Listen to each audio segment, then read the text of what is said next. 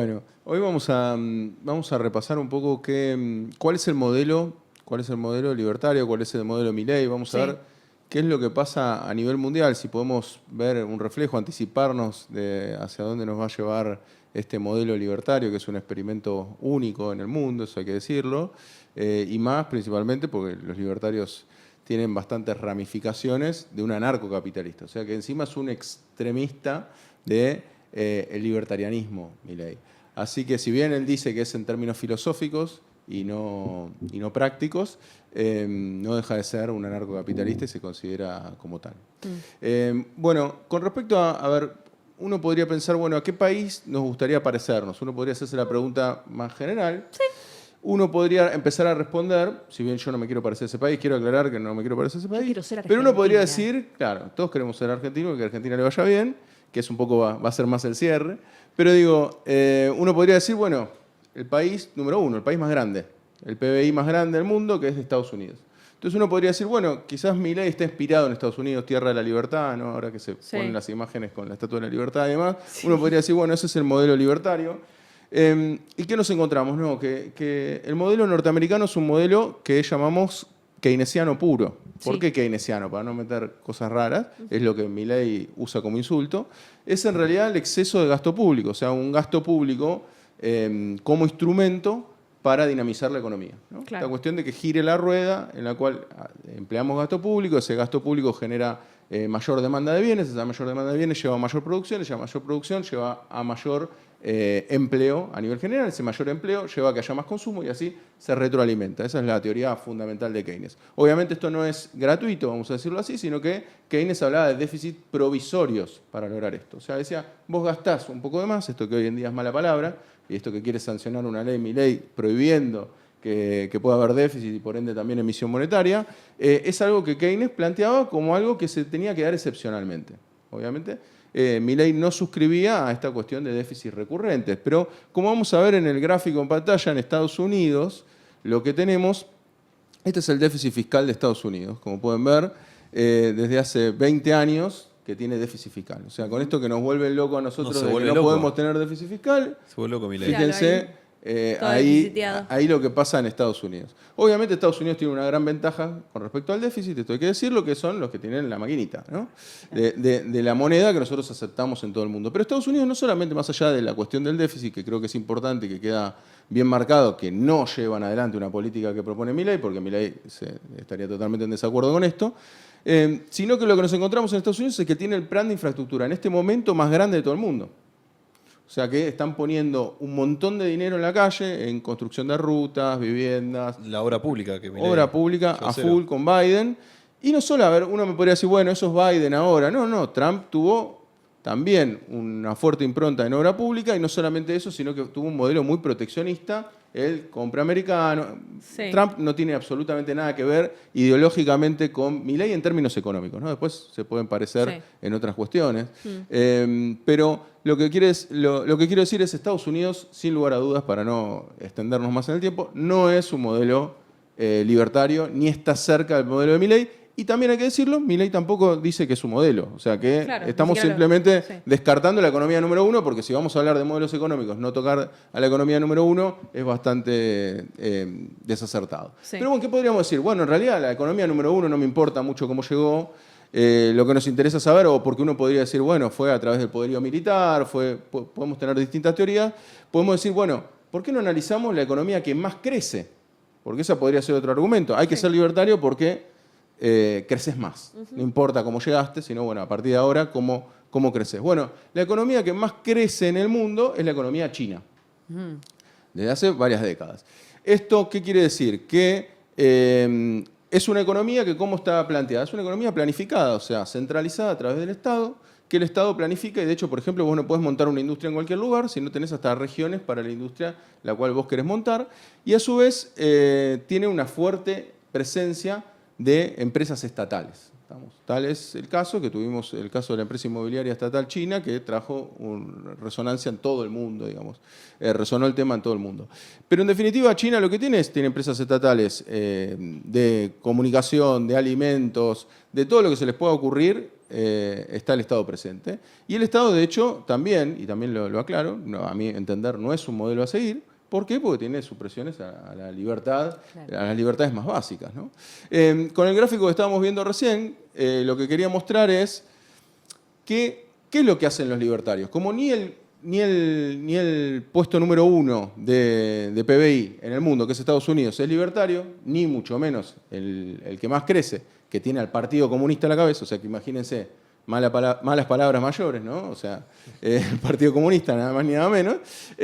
Lo que ellos hacen es inventar un índice, que se llama el índice de libertad económica, ¿tá? Que eso puede dar para otra columna, lo voy a decir muy, muy rápidamente, pero el índice de libertad económica lo hace Heritage Foundation, que es una fundación conservadora de Estados Unidos, que lo que hace es hacer un índice a medida. ¿Por qué a medida?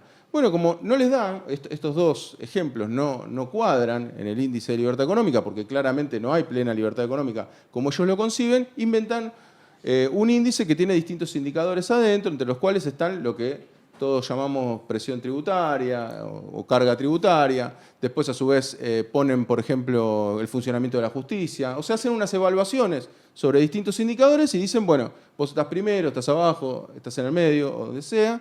Y lo que hacen es una trampa metodológica que básicamente, por ejemplo, la carga fiscal, que uno podría decir, a ver, Milei todo el tiempo nos dice, nos roban con los impuestos. Sí. Uno que podría pensar, che, donde me cobran más impuestos tiene que estar más abajo en el ranking. Bueno, no pasa eso.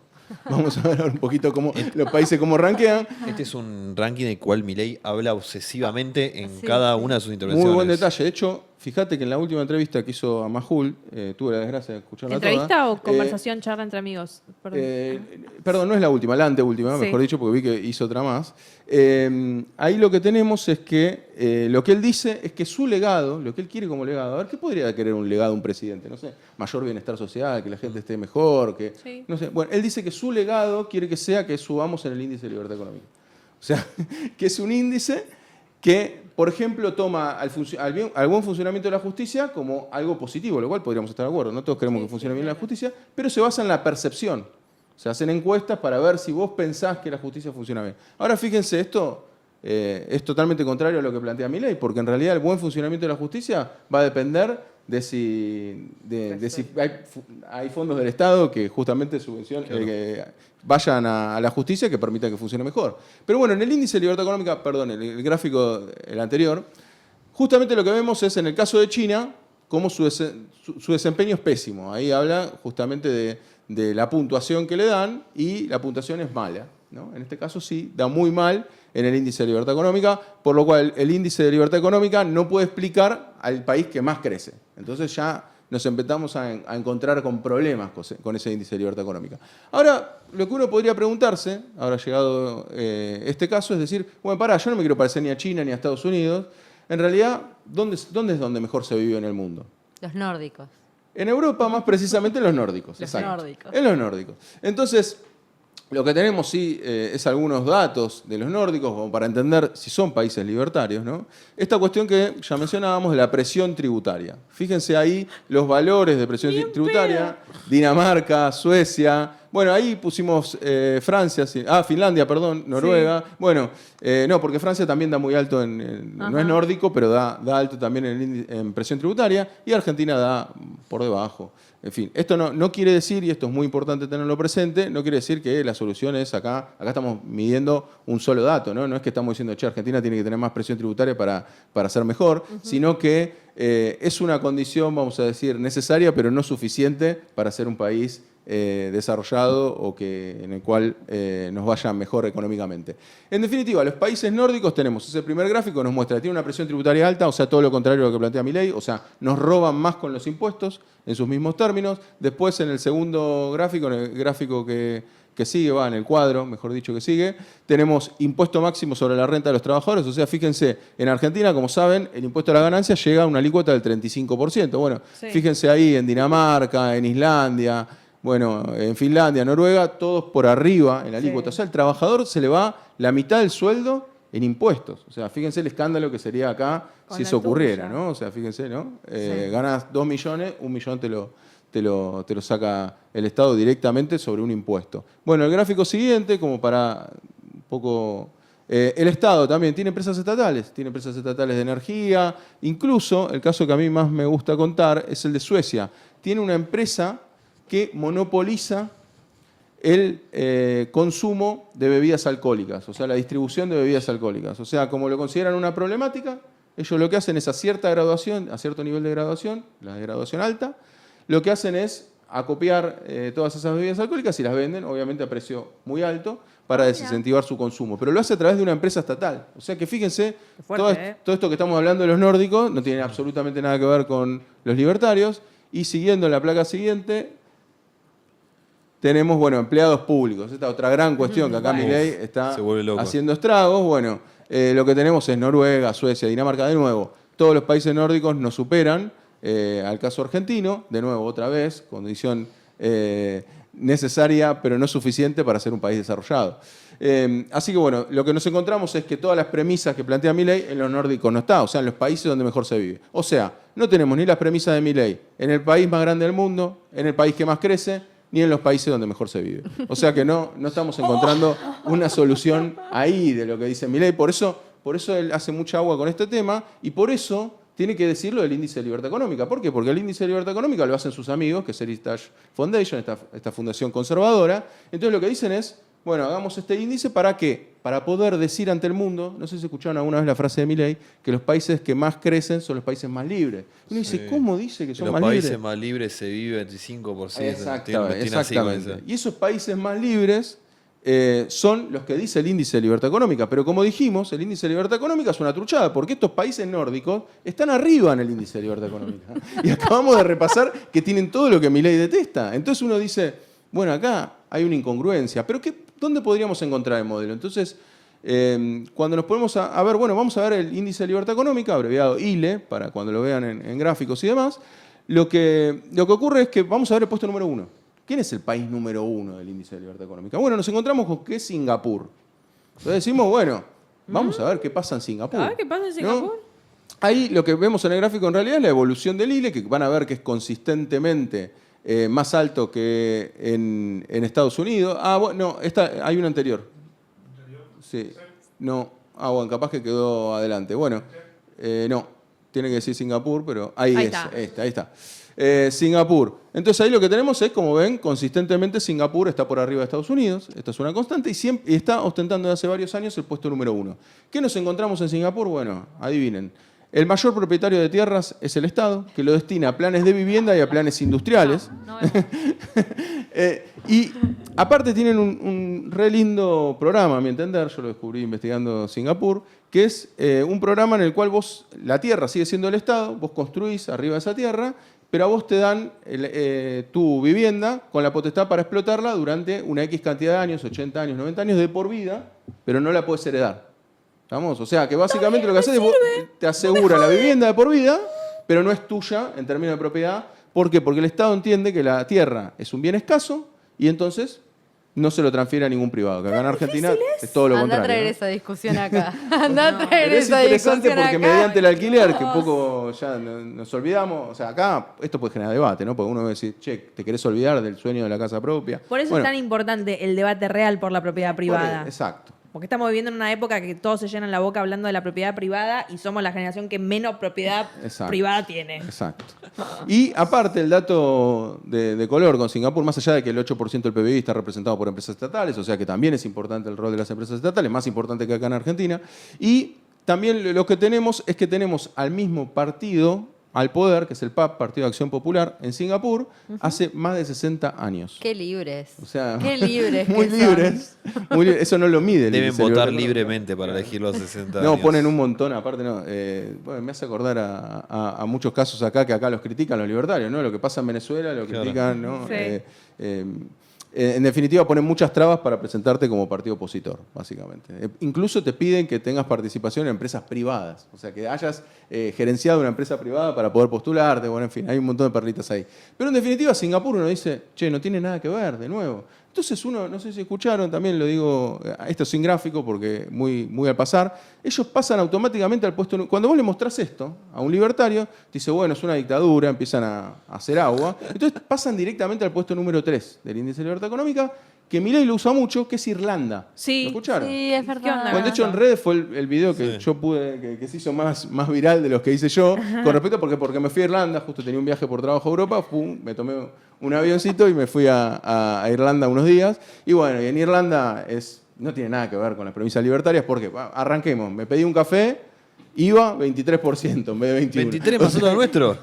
Tienen más IVA que nosotros. Después, lo que son los impuestos a los trabajadores también, tienen planes sociales, el plan social casi te paga todo el sueldo que no percibís, tienen planes de vivienda porque tienen unos despelotes fenomenales con la vivienda porque es carísima en Irlanda, mismo problema de Singapur, es una de las sociedades más endeudadas, con más deuda en el exterior, y a su vez tienen una empresa de agua, como si fuese una AISA nuestra, pero el agua es potable y es gratuita para todos los residentes. O sea, fíjense, acá nos acusarían de stalinistas, no sé qué nos dirían. Pero, sí. Entonces el agua es potable y gratuita, no así para las empresas. Las empresas sí pagan por el... O sea, que fíjense que tienen una visión bastante,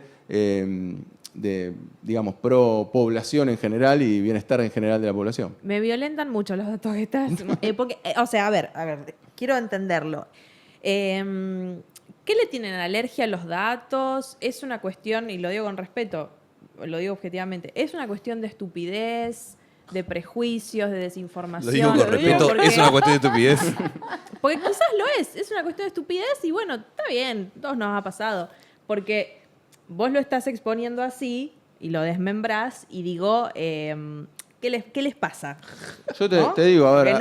quiero comprender. Algo que en el libro yo exploro mucho, para mí, ellos aplican una falacia que se repite. Falacia ad populum. No, de hecho, tienen que... Fíjense, léanlo a Milei a partir de ahora cuando lo escuchan hablar de temas económicos bajo este velo, vamos a decir así, que es cherry picking. Cherry picking, que es seleccionar las cerezas de una canasta y mostrarte las más lindas. Lo dijeron en el chat, muy bien, atentos. Exacto. Entonces, esas cerezas lindas son las que te muestra Milei y por eso es lo que nos va a hacer en Argentina. Esto también te lo digo como anticipo. Lo que va a ocurrir es cuando se caiga, se desmorone todo, él va a empezar a tomar el datito que se muestra lindo y te lo va a mostrar. Y vas a ver que no es el mismo dato que tomaba antes. Lo cambia. Bueno, entonces en Irlanda toman un dato, que es cierto. ¿Cuál es el gran dato de Irlanda? Que cobran menos impuestos a las grandes empresas. 12,5. ¿Y qué pasa? Está dentro de la Comunidad Europea de Irlanda. Entonces, ¿qué es lo que pasa? Si vos tenés que poner tu sede en Europa, ¿dónde la pones? ¿Dónde menos impuestos te cobran? Claro. Entonces Apple, TikTok, todas las redes sociales pusieron su sede social en Irlanda. ¿Y qué es lo que ocurre? Artificialmente el PBI de Irlanda aumenta. De hecho, tuvo un hito histórico, de un año para el otro subió un 25% el PBI, cosa que no ocurre ni en China, que lo acabamos de ver, que es uno de los países que más crece en el mundo, y aumenta de un momento a otro un 25%. ¿Esto producto de qué es? Bueno, Apple registró sus patentes en Irlanda. Ahora, ¿eso se traduce en mayor bienestar de la sociedad? No, de hecho en Irlanda está cayendo el consumo de las familias. ¿Por qué? Porque les está yendo mal en términos comparativos con cómo les iba a Irlanda, y a su vez tienen mucha emigración, o sea, se está yendo la gente, los jóvenes de Irlanda. Entonces vos decís, este es el modelo de Milei, y aparte, son solamente 5 millones de habitantes. ¿Esto qué quiere decir? Uruguay. O sea, es un modelo en el cual tenés un PBI agigantado, porque las empresas se instalan ahí e instalan las patentes ahí, y lo dividís por 5 millones de habitantes. Algo parecido, y es también otro tema, a lo que hace Milei cuando nos compara con Argentina a comienzo de siglo, que éramos 4 millones de habitantes, ¿no? O sea, es esta idea de un PBI agrandado y dividirlo por poquitos, ¿no? Supongamos que en Irlanda expulsamos a 4 millones de habitantes, va a tener el PBI más grande de todo el mundo, el PBI per cápita más grande de todo el mundo, porque lo dividís por pocas personas. De hecho, se está yendo la gente. Sí. Pero bueno, en definitiva, Irlanda no es un modelo libertario desde ya, y esto se puede profundizar un poco más, pero lo vamos a decir así en términos generales. Después, lo que tenemos en el gráfico siguiente es, vamos más al caso argentino, que es lo que veníamos a traer como central. Bueno, Argentina, ¿cómo le fue? Vamos a ver el PBI de Argentina y cómo le va con respecto al ILE, o a la puntuación del ILE, que es justo el gráfico que sigue. A ver si lo tenemos. Bueno, igual lo voy explicando. Básicamente acá lo que encontramos es que, a ver, Milei dice que quiere crecer en el puntaje en el ILE.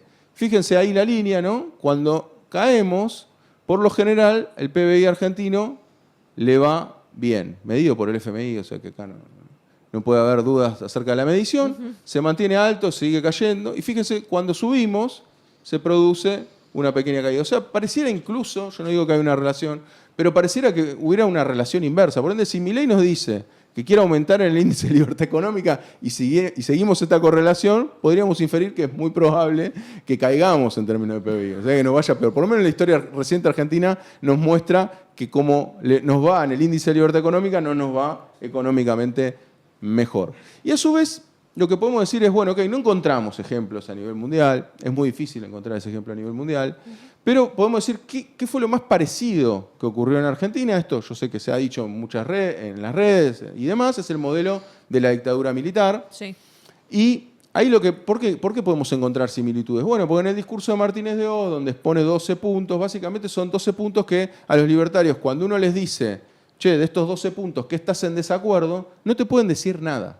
Pero realmente no te pueden decir nada. Uno ve liberalización eliminación de los controles de precios, ley de alquileres, eliminar la restricción a los alquileres, en fin, es toda liberalización del comercio exterior, todo lo mismo que quieren hacer los libertarios acá en este momento. Ahora, ¿qué es lo que te dice? Bueno, esta es otra falacia, la falacia de la solución perfecta. Te dicen, no, pero en ese momento faltó esto, faltó lo otro, había que hacerlo por generaciones, esta cuestión que plantea Milei de que hay que hacer las transformaciones por generación, y siempre faltan 5 para el peso para no hacer lo que hay que hacer. ¿Y por qué? ¿Y por qué usan esto? Bueno, justamente porque falló el modelo. ¿Y por qué falló? Porque no hay dudas. Económicamente nadie reivindica la dictadura. Si bien estábamos un poco discutiendo si en términos de orden, que yo estoy bastante de acuerdo, se reivindica en algún punto, en términos económicos, no hay un defensor que ahora les diga, che, en la época de la dictadura militar, económicamente estábamos mejor. Eso no ocurre. Y de ahí viene mucho la obsesión por el dólar, la tablita. Exacto, sí. De hecho, ellos no pudieron, monetaria. ellos tuvieron una posición en algún punto más libertaria en el tipo de cambio. Fíjate que ahora lo que están haciendo es una restricción del tipo de cambio total, porque ahora tenemos el tipo de cambio oficial, nada más se puede mover al 2% mensual. En definitiva, están planchando el tipo de cambio, que bueno, eso lo hablamos también la vez pasada, pero ellos tenían, digamos, donde se formaba la gente que estuvo en la dictadura militar, en la parte económica es la misma, donde se forman los mismos institutos, los mismos lugares, donde se forma la gente de la cual se rodea Milei. Por ende, es un plan que a priori, y como plan, por eso acá los libertarios, porque he discutido mucho con los libertarios, después te dicen, no, pero después no terminó siendo así. ¿Por qué? Porque fíjense acá que, y esto no lo quiero decir como una reivindicación de ese plan, sino que la dictadura militar hizo una contracción del gasto público fenomenal, como la que estamos viviendo hoy, y lo que obtuvo fueron resultados pésimos. Pésimos en el último de los gráficos que tenemos. Vamos a ver que la peor caída del salario real de la historia argentina, en el siguiente, fue en el año 76. Ahí se ve clarito, o no sé si tan clarito, pero digo, porque son muchos años. Sí. Pero ahí donde ven esa caída estrepitosa, después de la segunda línea, la tercera, azul, bueno, eso es el año 76. O sea, ni bien asume la dictadura militar. Con las ideas de Milei. Están las mismas. Liberalicemos todo. Si liberalizamos, esto va a crecer. Bueno, lo que hicimos fue destrozar el salario real. Y después ven, y acá fíjense cómo se contradicen los mismos libertarios, lo cual es cierto. En el año 77 ya empiezan a expandir el gasto público. Y uno podría decir, ¿por qué expanden el gasto público? Bueno, porque hicieron pomada a los ingresos. Entonces, automáticamente en el año 77 la dictadura, que recordemos, obviamente sin oposición en ningún congreso, sin oposición de ningún sindicato, o sea, con todo lo que Milei hoy no tiene. O sea, tenían toda la libertad, con todas las letras, para poder hacer lo que quisieran. Para poder implementar el plan económico como más quisieran. Y ni aún así lograron resultados. Al revés, profundizaron más. Ahí la caída del salario es del 30 y pico por ciento, 35 si no me falla la memoria, de la caída de los ingresos durante la dictadura militar. Bueno, Milei ya va por el 20, no digo que va a ser exactamente lo mismo, pero digo, va en el mismo sentido. Y ahí lo que vemos, bueno, también es la fluctuación, ¿no? Ahí vemos los momentos en donde más cae, donde sube. En ese gráfico, con Macri, naturalmente también te cae. sumo una guía ahí que cruza política y economía de la dictadura, y pensando en el 24, la teoría de los demonios, que uno lo ve a nivel histórico, y cuando la dictadura asume ya las organizaciones armadas, salvo montoneros y salvo una parte, estaban totalmente diezmadas. El objetivo real de la dictadura era era disciplinar al movimiento obrero y hacer lo que se le cantara con el gasto público, con la caída de los salarios, etcétera. Entonces, por un lado, acá vemos cuál fue la política económica de la dictadura, y por el otro, a la teoría de los demonios hay que decir que no tiene validez histórica, que ya las organizaciones armadas estaban derrotadas, por eso pudieron hacer esto. Pero bueno, perdón Exacto, no, totalmente de acuerdo. De hecho, nosotros cuando Milei habla de los 100 años, en realidad en el año 74, siempre yo lo tomo como referencia porque era un año con bajo desempleo, con alto salario, donde uno, hablando de la propiedad, ya que estábamos hablando de ese tema, se podía comprar en un mediano o corto plazo una propiedad. Todo lo que uno quisiera estaba en el año 74, se había llegado a cierto bienestar, obviamente con ciertas complicaciones, como siempre, con ciertas pujas, pero el salario era mucho más alto y es lo que se empezó a destruir en el año 75 y después finalmente se terminó de destruir en el año 76. O sea que la dictadura militar nos trajo un deterioro generalizado de los ingresos, el desempleo también comienza a aumentar y quintuplicó la deuda externa. Por ende, esa es la innovación que plantea la dictadura militar. ¿Por qué? Porque justamente es muy difícil que liberalizando absolutamente todo, vos no caigas en recurrentes endeudamientos. De hecho, hay un rumor que a mi modo de entender puede tener cierta validez, que está hablando justamente de este, bueno, rumor no tanto, porque Milei le dio cierto aval, de este préstamo del FMI para lograr la libre competencia de monedas, como lo llama él, la dolarización, vamos a decirlo así. Y justamente es porque estos modelos sin endeudamiento no cierran. No cierran, porque si vos dejás liberalizado el dólar, que da la idea de que está en calma, y que, como dijimos la vez pasada, está justamente en calma, porque es en lo que más interviene Milei, o sea, en lo que más está interviniendo Milei es con el dólar. Entonces, en cuanto lo liberalice, Milei incluso es consciente de que esto puede generar un aumento del dólar, y a su vez ese aumento del dólar, si después se quiere frenar, se frena con un endeudamiento, o sea, como lo quiso hacer Macri. Se frena, digo, en el corto plazo, en el largo plazo sabemos que termina peor. En definitiva, las recetas de la dictadura no funcionaron, no solamente a nivel social, sino que no funcionaron a nivel económico. Fue desastroso el desempeño de la dictadura militar, como vimos en el gráfico, una de las mayores caídas del ingreso también para los trabajadores, y a su vez también de la mano del endeudamiento externo. Nada nos haría pensar que, y esto también por eso decimos la falacia de la solución perfecta, ¿no?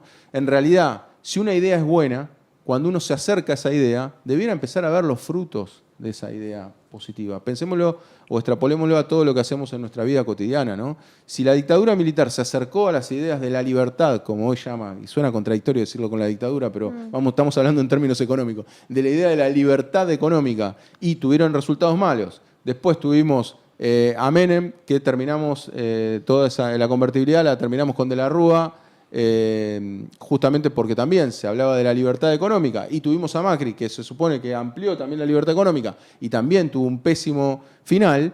En realidad lo que nos encontramos es que cada vez que usamos estas recetas o que nos parecimos a esas recetas, yo no estoy diciendo que sean iguales, que tuvimos recetas parecidas, terminamos peor. Entonces nada indica que esta vez va a ser distinto. Pum para arriba del programa hoy, ¿eh? Todas es buenas. que realmente es la década tarada que estamos viviendo. Es muy preocupante esto.